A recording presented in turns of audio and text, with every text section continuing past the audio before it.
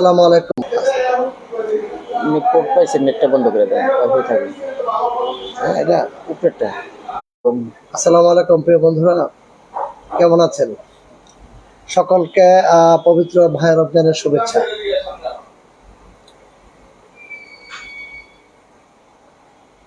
বন্ধুরা, আজকে অনেকদিন পর সন্ত্রাস, মাদক এবং চাঁদাবাজি নিয়ে আমাদের স্বরাষ্ট্রমন্ত্রী, মাননীয় স্বরাষ্ট্রমন্ত্রী একটা ঘোষণা দিয়েছেন গত 10-15 দিন আগে, যে জিরো টলারেন্স। সেক্ষেত্রে আসলে আমরা এতদিন অবজার্ভ করেছি, সাধারণ মানুষ সাক্ষাৎকার নিয়েছি, জানতে চেয়েছি যে গভর্নমেন্ট যে জিরো টলারেন্স দিল, এটা তাদের প্রতিক্রিয়াটা কি। তো এই এই উনি যে উক্তি করলেন, ভয়েসটা দিলেন, এটাকে আমরা সাধুবাদ জানাই। এটা আমাদের সারা বাংলাদেশের মানুষের জন্য একটা ক্লান্তিকাল চলছে, এবং সন্ত্রাস এবং মাদক এবং চাঁদাবাজিটা এটা ব্যাপক আকার ধারণ করেছে। এটা কবে বিস্ফোরণ ঘটবে মহান রব্বুল আলামিন ভালো জানে, তবে এটা বন্ধ না হলে বিস্ফোরণ ঘটবে যে কোনো দিন, কারণ মানুষের কিন্তু ধৈর্যের সীমানা পার হয়ে যাচ্ছে। তো যাক, মাননীয় স্বরাষ্ট্রমন্ত্রী ঘোষণা দিলেন, সে অনুযায়ী মাঝে মাঝে পত্রপত্রিকায় মিডিয়াতে দেখি গাজীপুর থেকে কিংবা যশোর থেকে কিংবা কক্সবাজার থেকে, ঢাকার বাইরে কিংবা রূপগঞ্জ থেকে তারা আসামি ধরছে, খুব ভালো লাগছে। আর ঢাকা বিশ্ববিদ্যালয় থেকেও গ্রেপ্তার করছে। কিন্তু সবচেয়ে দুঃখের বিষয় হলো, ঢাকা বিশ্ববিদ্যালয়ে কিন্তু আমি সেলারকে দেখি নাই গ্রেপ্তার হতে, সবসময় বায়ারকে দেখছি, কিংবা যে মাদক সেবন করে তাদেরকে গ্রেপ্তার হতে দেখেছি। কিন্তু এই মাদকটা কোথা থেকে কিনে নিয়ে আসলো, এটা অজ্ঞাত কারণে আমি তেমন প্রকাশ হতে দেখি নাই।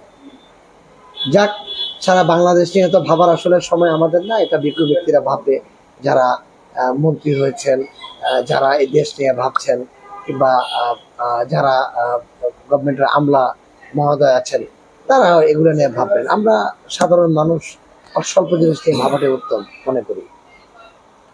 আমি যে আসনে বসবাস করি, ঢাকার 9 আসন, এখানে খিলগাঁও, সমুদ্রবাগ এবং মুগদা 3টি থানা রয়েছে। এবং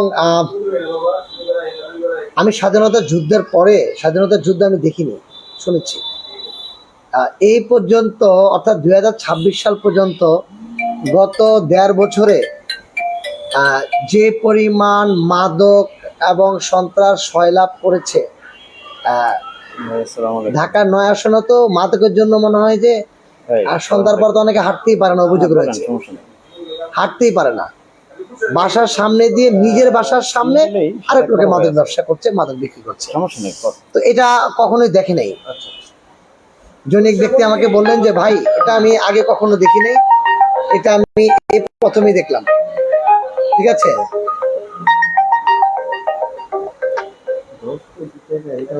এটা ওনারা এই প্রথমেই দেখছে। তো এরকম চলছে, চলমান রয়েছে, এবং এটাকে কবে বন্ধ হবে সেটা মহান রব্বুল আলামিন ভালো জানেন। তবে আমি যতটুকু জানি যে ঢাকার 9 আসন তো, যে যিনি অত্যন্ত জনপ্রিয় একজন ব্যক্তি সংসদ সদস্য হয়েছেন স্বাধীনতা যুদ্ধের পরে, আমার মনে হয় না যে এত জনপ্রিয়তা নিয়ে জনগণের কাছে, মানে এত ম্যান্ডেট নিয়ে এবং জনগণের কাছে দলভেদ নির্বিশেষে ভালোবাসা নিয়ে জনতার সংসদ সদস্য হয়েছে, এটা মানুষ মুখে বলতো, আমরা শুনতাম, কিন্তু আজকে দেখেছি, এখন দেখতে পাচ্ছি যে হ্যাঁ, জনতার সংসদ সদস্য, জনতার কাছে, সকল মানুষের কাছে গ্রহণযোগ্য, মানুষ যাকে ভালোবাসে, এই ধরনের ব্যক্তির নাম সারা জীবন শুনে গেলাম। কিন্তু এবার আমরা নিজেরাই দেখতে পেয়েছি, ঢাকার 9 আসনের যিনি নির্বাচিত হয়েছেন, হাবিবুর রশিদ হাবিব ভাই। আসলে সেক্ষেত্রে আমরা অত্যন্ত ভাগ্যবান যে একজন ভালো মানুষকে আমরা পেয়েছি। এখন ভালো মানুষ এবং ভালো কাজ, দুটা যদি একসাথে সমন্বয় হয়, তাহলে সাকসেস হওয়া সম্ভব।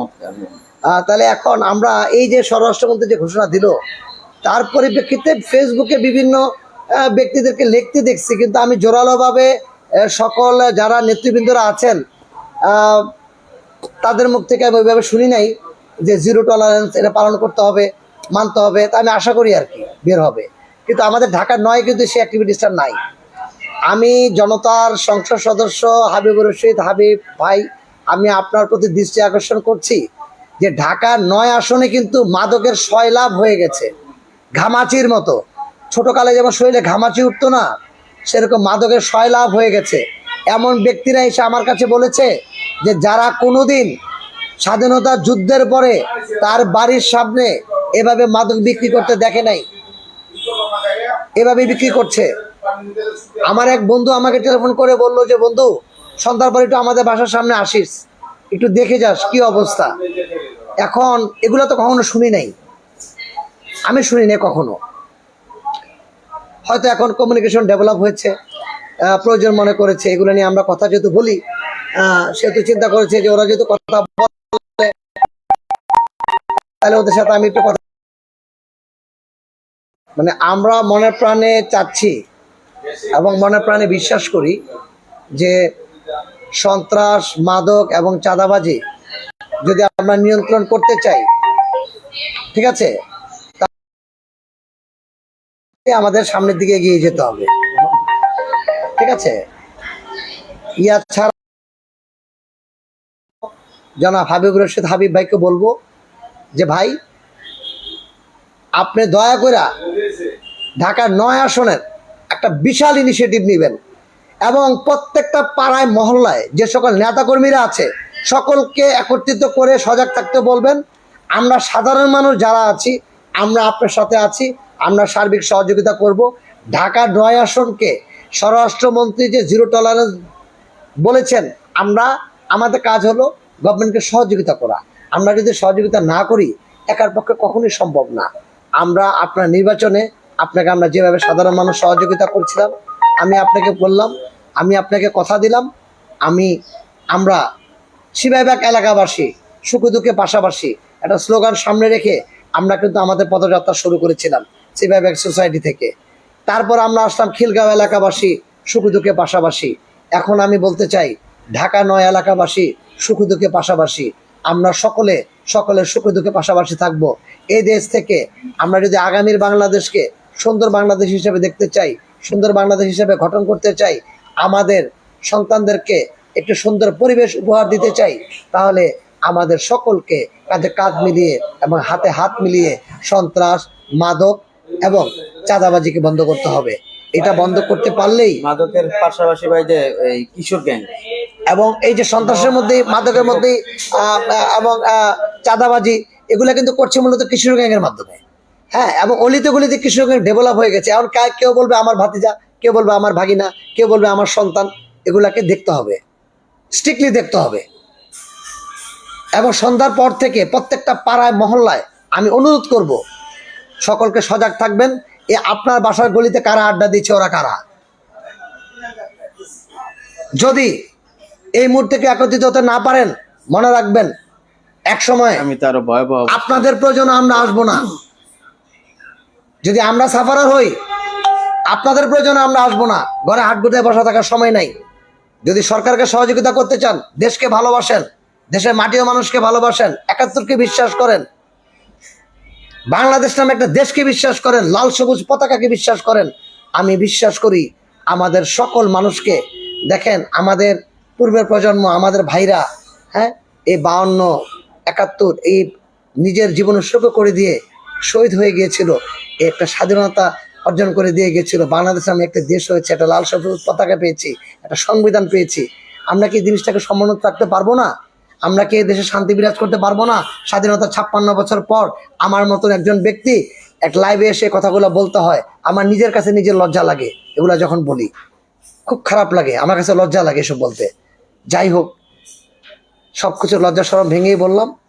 আপনারা সকলে, আমি ঢাকার 9 আসনের নবনির্বাচিত সংসদ সদস্য, জনতার সংসদ সদস্য, জনপ্রিয় সংসদ সদস্য, আমি হাবিবুর রশিদ হাবিব ভাইকে বলবো, আপনি প্রত্যেকটা পাড়ায় মহল্লায় যেভাবে নির্বাচনে আপনি মিটিং করেছেন, আপনি একইভাবে প্রত্যেকটা 12টা ওয়ার্ডে আপনি মিটিং করেন, করে সকলকে সজাগ থাকতে বলেন। আপনি আইন প্রয়োগকারী সংস্থাকে বলেন, আমাদের ঢাকার 9 আসন এখন নতুন একটা সমস্যা হয়েছে, মানুষ শান্তিতে থাকতে চায়, মানুষ বাঁচতে চায়। মানুষ নিরাপত্তা চায়। সে প্রশ্ন এখন ঢাকার 9 আসনে জেগেছে। হয়তো এখন আমি কথাটা বললাম, অনেকের পছন্দ হয়েছে, অনেকের পছন্দ হয়নি। একটা সময় দেখবেন এটা নিয়েই কত গণিকটা হবে। আর এখন যদি আমরা উদ্যোগ নিতে পারি, এই রমজান মাসে উদ্যোগ নিতে হবে। এই উদ্যোগ নেওয়ার জন্য ঈদের পরে কেন, এখনই রাইটটাও নিতে হবে। তাহলে সম্ভব আমাদের আগামীর বাংলাদেশকে সুন্দরভাবে গড়ে তোলা, যে বাংলাদেশে আমরা মুক্ত বাতাসে আমরা সকলেই হাসি মুখীভাবে একে অপরের সাথে কথা বলবো। আজকে অনেক কথা বললাম, সবার শেষে আরেকটা কথাই বলি, আমরা স্বরাষ্ট্রমন্ত্রীকে সহযোগিতা করব সন্ত্রাস, মাদক এবং আহ, আহ, দখলদারদের বিরুদ্ধে এবং কৃষ্ণ গ্যাংয়ের বিরুদ্ধে উনি যেভাবে কথা বলেছেন জিরো টলারেন্স, সেটাকে আমরা সম্মতি প্রদান করেছি। ঢাকার 9 আসনের মাটি ও মানুষের নেতা যদি আমাদেরকে ডাকে, আমাদের সাথে যদি মিটিং করতে চায়, আমরা ওনার সাথে সহমত পোষণ করব, সার্বিক সহযোগিতা করব। আজকে আবার সকলকে পবিত্র মাহে রমজানের শুভেচ্ছা। অনেক কথা বললাম, ভুলভ্রান্তি হলে ক্ষমা দৃষ্টিতে দেখবেন। আসসালামু আলাইকুম ওয়া রাহমাতুল্লাহি ওয়া বারাকাতুহু।